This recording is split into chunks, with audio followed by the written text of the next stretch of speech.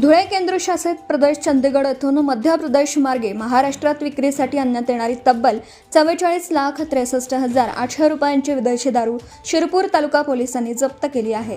या कारवाईत कंटेनरसह मोठा मुद्देमाल हस्तगत करण्यात आला असून चालकाला पोलिसांनी ताब्यात घेतला आहे।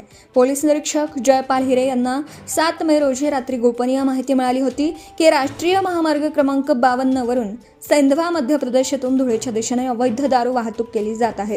त्यानुसार शोध पथकाने हाडाखेड चेकपोस्ट येथे सापळा रचून RJ32 GB 4036 क्रमांकाचा टाटा कंटेनर अडवला।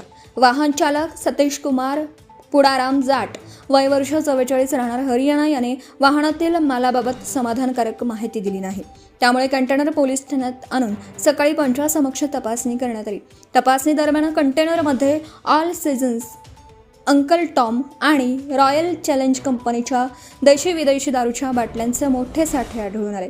दारूच्या बाटल्यांवरील लेबलवर only sale for union territory Chandigarh असं नमूद असल्याने महाराष्ट्र शासनाचा कर बुडवून राज्यात अवैधरित्या विक्रीसाठी दारू आणली जात असल्याचं स्पष्ट झालं। या कारवाईत ऑल सीझन्स, अंकल टॉम आणि रॉयल चॅलेंज कंपनीच्या विविध आकारांच्या बाटल्यांचे एकूण शेकडो खोके तसेच 25 लाख रुपये किमतीचा कंटेनर असा एकूण 44,63,800 रुपयांचा मुद्देमाल जप्त करण्यात आला आहे। या प्रकरणी शिरपूर तालुका पोलीस ठाण्यात महाराष्ट्र दारूबंदी कायद्यान्वये गुन्हा दाखल करण्यात आला असून पुढील तपास पोलीस उपनिरीक्षक मनोज कचरे करीत आहेत। ही कारवाई पोलीस अधीक्षक विशाल आनंद, अपर पोलीस अधीक्षक अजय देवरे आणि उपविभागीय पोलीस अधिकारी विश्वजित जाधव यांच्या मार्गदर्शनाखाली पोलीस निरीक्षक जयपाल हिरे यांच्या पथकाने केली।